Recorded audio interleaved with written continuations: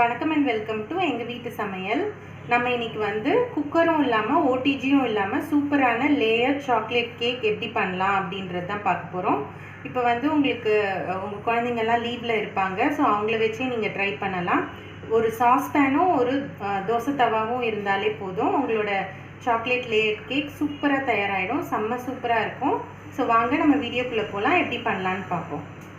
இப்போ நம்ம வந்து கேக்குக்கு மேலே போடுற க்ரீம் பண்ண போகிறோம். இதுக்கு நம்ம வந்து Amul fresh cream 250 ml pack வாங்கியிருக்கோம். இதில் மேலே இருக்க இந்த திக் க்ரீம் மட்டும் நம்ம யூஸ் பண்ண போகிறோம். உள்ளே இருக்க அந்த வாட்டரியாக இருக்கிறத நம்ம இதுக்கு யூஸ் பண்ண தேவையில்லை, நம்ம அதை குழம்புக்கு எதுக்காவது யூஸ் பண்ணிக்கலாம்.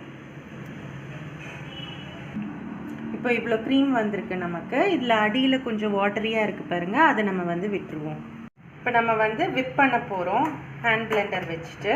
ஸோ இதை வந்து இந்த பீட்டர் பிளேட்ஸு, இந்த பவுலெல்லாம் வந்து நல்லா கோல்டாக ஒரு 1/2 hour முன்னாடியே ஃப்ரிட்ஜில் வச்சுட்டு நீங்கள் பீட் பண்ண ஆரம்பிச்சிடுங்க.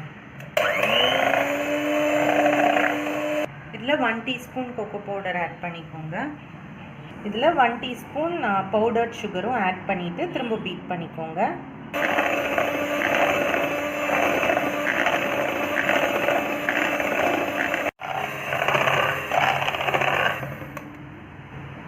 ஸோ இந்த கன்சிஸ்டன்சி வர வரைக்கும் நீங்கள் வந்து இதை பீட் பண்ணிக்கோங்க. ஒரு 10 minutes பீட் பண்ணால் அந்த மாதிரி வந்துடும். சப்போஸ் உங்களுக்கு வரலைன்னா அடியில் இந்த மாதிரி ஐஸ் க்யூப்ஸ் வச்சுட்டு அதுக்கு மேலே இந்த பவுல் வச்சு பண்ணிங்கன்னா உங்களுக்கு வந்துடும். ஸோ க்ரீம் வந்து உங்களுக்கு தடவுற அளவுக்கு கன்சிஸ்டன்சி இருக்கணும், ரொம்ப ஃப்ளோயியாக இருக்கக்கூடாது. இதை வந்து ஒரு 1/2 hour ஃப்ரிட்ஜில் வச்சுக்கோங்க. நம்ம க்ரீம் வந்து ஃப்ரிட்ஜில் இருக்குது. ஸோ மீன்வைல் நம்ம கேக் பேட்டர் இப்போ ப்ரிப்பேர் பண்ணிக்கலாம். அதுக்கு 2 egg வந்து ஒரு பவுலில் ஆட் பண்ணிக்கோங்க. இதில் 125 grams அளவுக்கு பவுடர்ட் சுகர் ஆட் பண்ணிக்கோங்க. இப்போ இதை வந்து ஒரு 4-5 minutes நல்லா பீட் பண்ணிக்கணும். உங்களுக்கு நல்லா ஃப்ளஃபியாக வரும், அது வரைக்கும் நீங்கள் பீட் பண்ணிக்கணும்.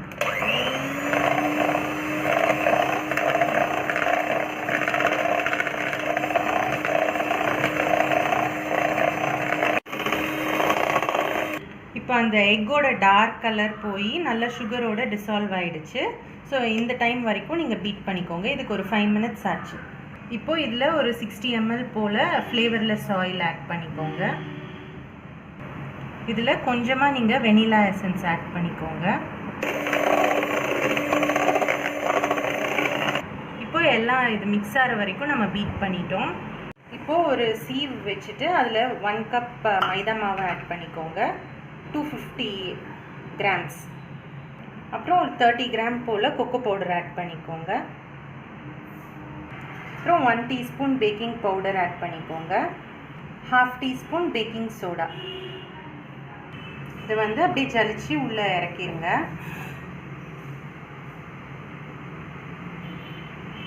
இது வந்து நல்லா மிக்ஸ் ஆகிற வரைக்கும் பீட் பண்ணிக்கோங்க.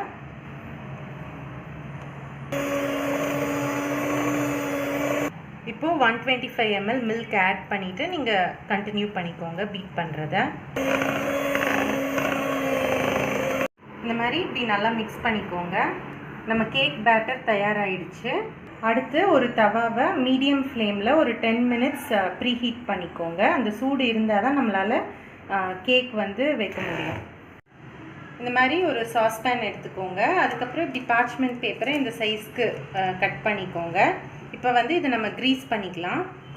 கொஞ்சமாக பட்டர் இல்லைன்னா கீ போட்டு நீங்கள் 2 சைடும் நல்லா க்ரீஸ் பண்ணிக்கோங்க. அப்போ தான் உங்களுக்கு கேக் வந்து ஒட்டாமல் வரும். இங்கேயும் க்ரீஸ் பண்ணிவிடுங்க, இதுக்குள்ளேயும். இதுக்கு மேலே வச்சிடலாம். இப்போது இதில் இந்த கேக் பேட்டரை வந்து ஊற்றிடலாம்.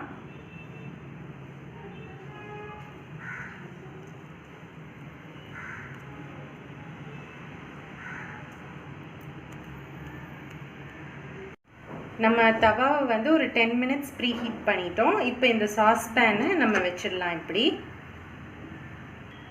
இப்போ இதை நம்ம வந்து ஒரு மூடி போட்டு மூடிடுவோம். மூடி வச்சுட்டு இதை வந்து வேக விட்டுடலாம். மீடியம் ஃப்ளேமில் இருக்கணும். இப்போ வந்து 50 minutes ஆயிடுச்சு. நம்ம வந்து வெந்துருச்சான்னு செக் பண்ணி பார்ப்போம். பார்த்திங்கன்னா கேக் நல்லா ரைஸ் ஆகிருக்கு. நம்ம குத்தி பார்ப்போம்.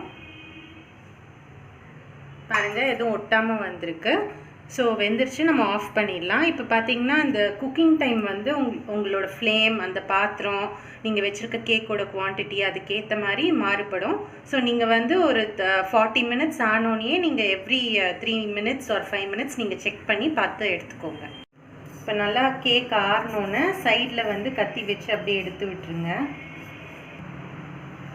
இப்போ நம்ம வந்து இதை லைட்டாக இப்படி தட்டினா வந்துடும்.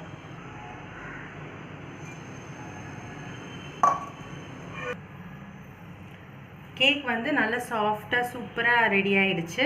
இப்போ நம்ம அந்த ஃப்ராஸ்டிங் ரெடி பண்ணியிருக்கோம் இல்லையா, அதை வந்து நம்ம அப்ளை பண்ணிக்கலாம்.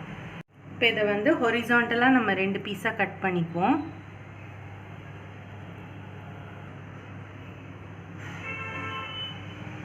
பாருங்கள் எவ்வளோ நல்ல சாஃப்டாக வந்து நமக்கு கிடச்சிருக்கு. நம்ம பவுடர்ட் சுகரை வந்து ஹாட் வாட்டரில் கலந்து வச்சுருக்கோம். ஸோ சுகர் சிரப் இதை வந்து நம்ம எடுத்து இதில் ப்ரஷ் பண்ணிக்கலாம். கேக் வந்து கொஞ்சம் நல்லா மாய்ஸ்டாக இருக்கும், அதுக்காக தான். பட் இந்த ஸ்டெப் வந்து ஆப்ஷனல் தான். நம்ம செஞ்ச ஃப்ராஸ்டிங் ஃப்ரிட்ஜிலேருந்து எடுத்துட்டோம். இப்போ இதை வந்து கேக் மேலே அப்ளை பண்ணிக்கலாம். நம்ம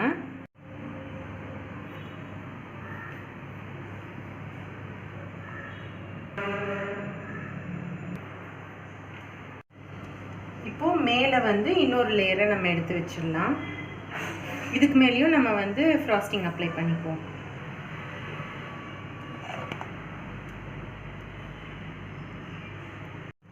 நம்ம ஃப்ராஸ்டிங் ஃபுல்லாக அப்ளை பண்ணிட்டோம். இதுக்கு மேலே வந்து நீங்கள் விருப்பப்படி டெக்கரேட் பண்ணிக்கலாம். நாங்கள் சாக்லேட் சிரப் வச்சு டெக்கரேட் பண்ணுறோம்.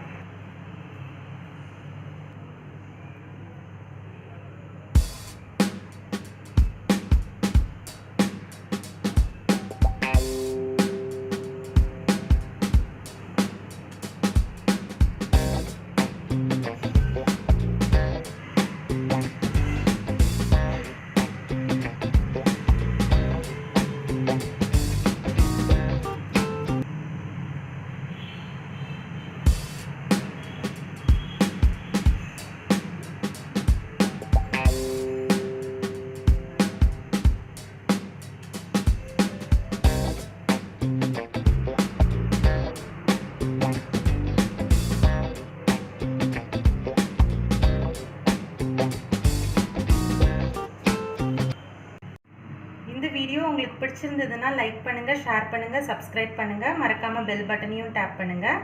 அப்போ தான் எங்களோட ரெகுலர் அப்டேட்ஸ் உங்களுக்கு வந்து சேரும். தேங்க்யூ.